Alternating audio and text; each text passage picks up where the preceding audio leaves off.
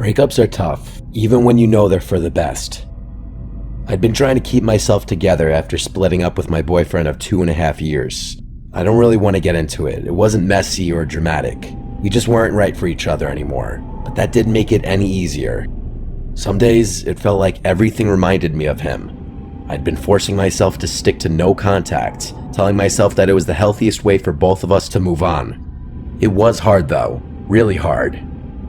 One of the things I missed most about us was playing pool together. It was our thing. I'm a pretty decent player, definitely better than average, but my ex, he was incredible on his good days. He could pull off trick shots like it was nothing.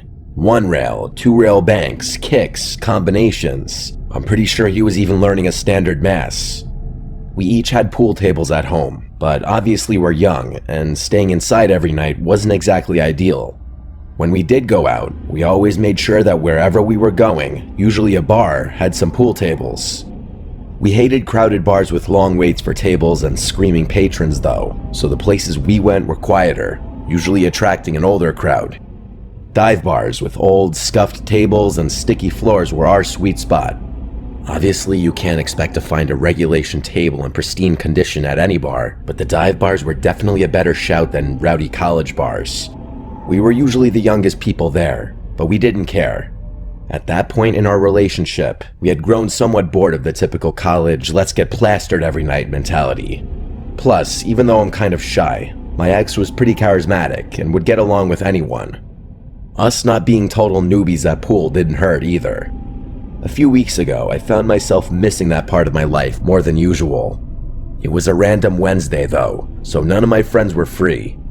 I didn't want to sit around the house feeling sorry for myself anymore, so I decided to head out to one of the bars we used to go to. I told myself it wasn't about nostalgia, that I just needed to get out.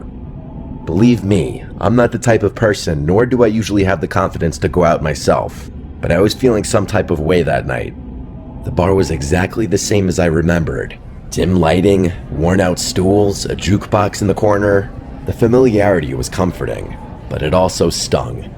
The memories came flooding back, and I almost turned around and left right then, but I forced myself to stay.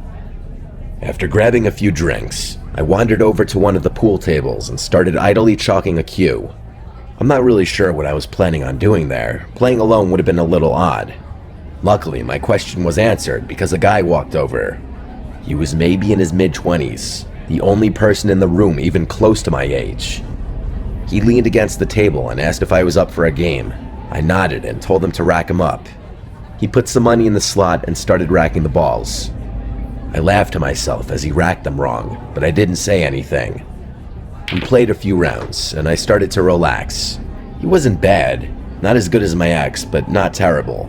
I wasn't going easy on him though. I won every rack we played.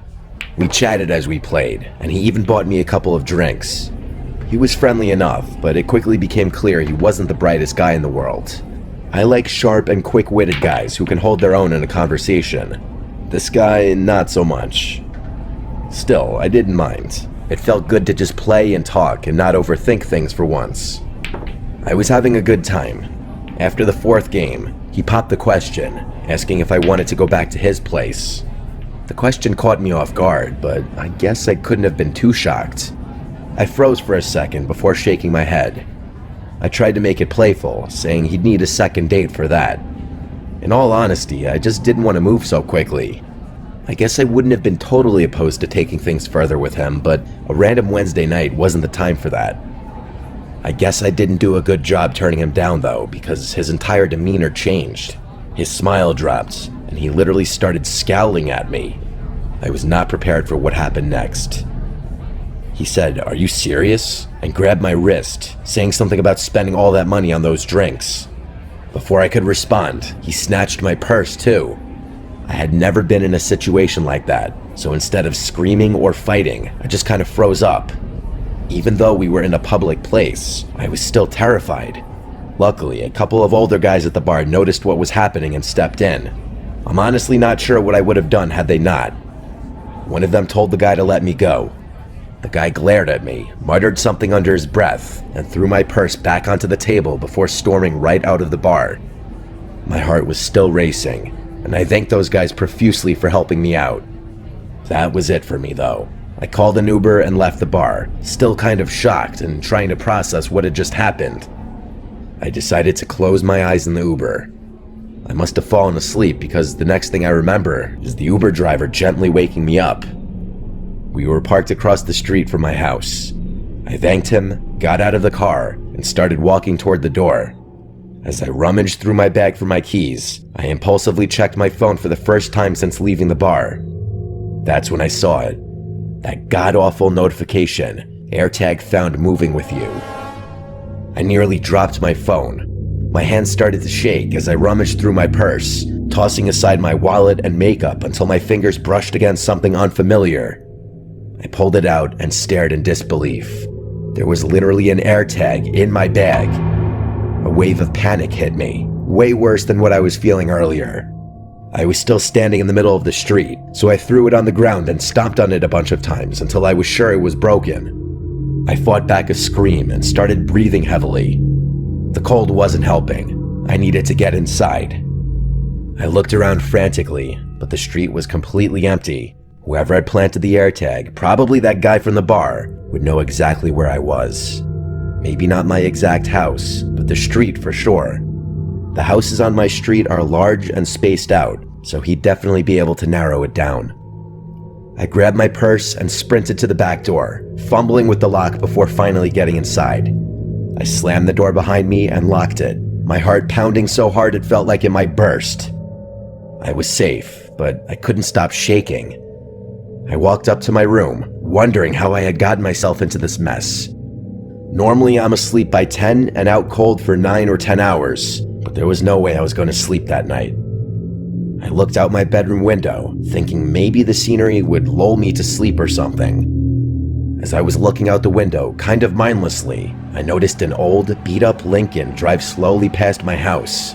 Nothing too unusual, but it was kind of late for cars to be driving on a residential road. But then it came back from the opposite direction, and I knew something was wrong. It passed even slower the second time, like the driver was scanning the houses. I didn't want to face the reality of the situation, but when it passed a third time, I had no choice. It was the guy. It had to be. He was trying to find my house. I wanted to scream again. The next time the car passed, the driver's side window was rolled halfway down. I wanted to call the police, but I didn't want that guy to know he was in the right area. I know that doesn't make any sense, but I was so scared and couldn't think straight. The next time the car passed, the driver's hand was hanging out of the window, holding something. It looked like a knife. And then, instead of driving past, the car stopped in the middle of the road, right across from my house. I ducked down, my heart beating a million beats a minute again. I stayed there, crouched below the window, too terrified to move. By the time I looked up, the car was gone.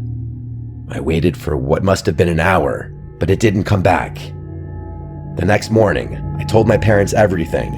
My dad scolded me for not calling the police, but I told him I was too scared to. He called a buddy of his, a police chief, to ask for advice.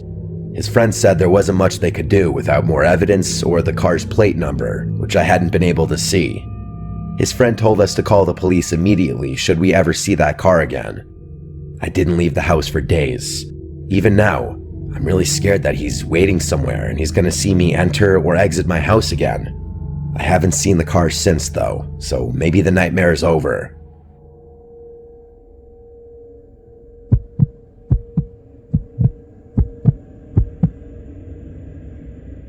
I don't have the most exciting life, but it's comfortable. I'm 40, single, no kids. Some people might find that depressing, but honestly, I don't mind. I've got a steady job, a decent house, and no one to answer to but myself. I work as a bartender at a high-end luxury rooftop in a neighboring town, catering to the kind of clientele who think regular bars are beneath them. I don't live anywhere near that level of luxury myself. My place is in a pretty middle-of-the-pack neighborhood, about 20 minutes away, but working there has its perks. The tips are amazing. People in that area aren't shy about throwing money around, and the rotating crowd keeps things interesting. Since the bar is upscale, we don't have the typical regulars you find in a dive. I like that. I never quite liked how close some customers would get with me, or any other bartender for that matter. Maybe that's just me though. I like to keep to myself. I should probably mention that my name's Kevin. That'll be important later. It was a Friday night, our busiest night. The place was packed as usual, with groups of friends clinking glasses, couples on date nights, and a few folks who probably wandered in just to feel important. I always like playing a mental game with my patrons. I try to figure out which ones are pretending to be something they're not. You can tell a lot about people by the way they order a drink. The ones who ask for complicated cocktails are usually trying to impress someone. The ones who order a whiskey neat, they've had a day. I had my eye on a couple at the end of the bar who were down to their last sips of wine. It's always better to offer a refill before they wave you down. I was in my groove, mixing drinks and chatting with customers, when I noticed someone walk in who definitely looked out of place. I clocked the guy immediately. He was clenching his teeth and scowling like he was furious. He had jet black hair that wasn't combed and sat like a bird's nest on his forehead. He was wearing a blank black hoodie under a faded leather jacket, which looked like it hadn't been cleaned in years. There were stains all over it, but none of that was as unsettling as his face. Like I said, he just looked so angry. He made a beeline for the bar, but he didn't sit down. He just stood there, staring at me. I wondered to myself how he had gotten past the doorman in the lobby. I cleared my throat and asked if I could get him something to drink, trying to keep my tone neutral despite the weird vibe he was giving off. He didn't answer right away, which was strange. He just kept glaring at me like he was getting ready to swing. Finally, he muttered that he wanted a double shot of Jaeger. I nodded, grabbed a glass, and poured the shot. Jaeger isn't a drink we pour often here. Most of our patrons are likely to ask for something a little higher quality. But hey, if someone wants Jaeger, I'm not about to question their taste. I set the glass in front of him and moved on to serve a few other patrons. When I came back to charge him, he tossed crumpled cash onto the counter. That also threw me off. Hardly anyone pays in cash at this place. Again, though, it wasn't my place to judge. The guy didn't say anything as I rang him up, and I was ready to move on when he spoke again. I still remember his exact words. "I knew I'd find you here, Kevin." I froze. My eyes snapped to his as I scrambled to process what he just said. I put the glass in my hand down and demanded to know how he knew my name. I didn't want to make a scene, so I kept my voice low, but I hoped he got the gist of how serious I was. He didn't answer my question, just stared at me with the same angry intensity. Finally, he said, "I know what you did." Before I could ask him what he meant, he turned and walked towards the elevators. I wanted to yell something or chase after him, but I decided against it. I was on the clock. I couldn't just neglect my job. Instead, I just stood there for a moment, completely thrown off. I was honest to God confused out of my mind. I didn't recognize him in the slightest. I couldn't think of anything I had done that would warrant such a cryptic statement. I'm no saint, but I don't go around making enemies. It put me in a sour mood for the rest of the night. When my shift finally ended, I drove home, but I couldn't stop thinking about what had happened earlier. I racked my brain for literally any explanation that made sense, but couldn't think of any. By the time I ended up going to bed, I was still relatively unsettled by the whole thing. Sometime in the middle of the night, I woke up randomly. I wasn't really sure what woke me up, as I didn't have to go to the bathroom, and I'm usually the type of person to sleep through the night. I didn't hear or see anything, but something felt off. Without moving, I kept my eyes open, waiting for them to adjust to the darkness.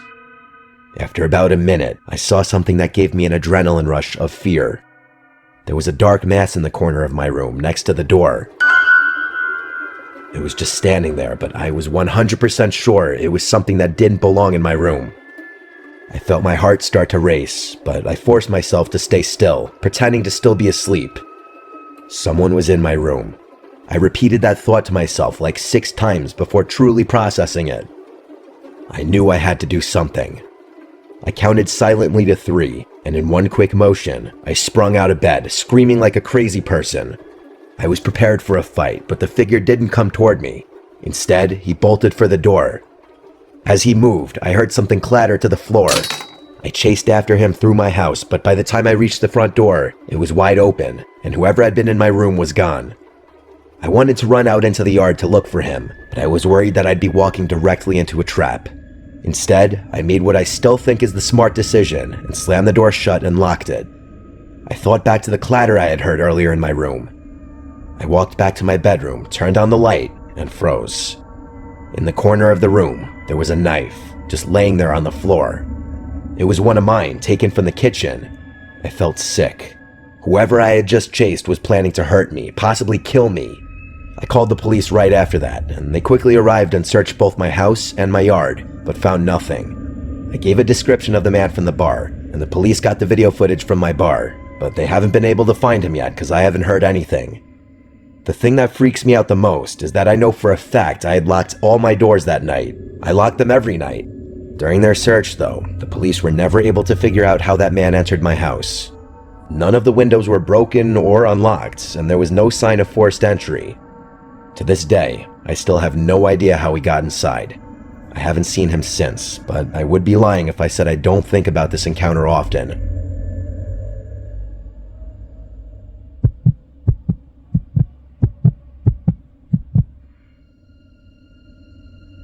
I work as a bartender at a bar and restaurant in a suburb just outside Baltimore.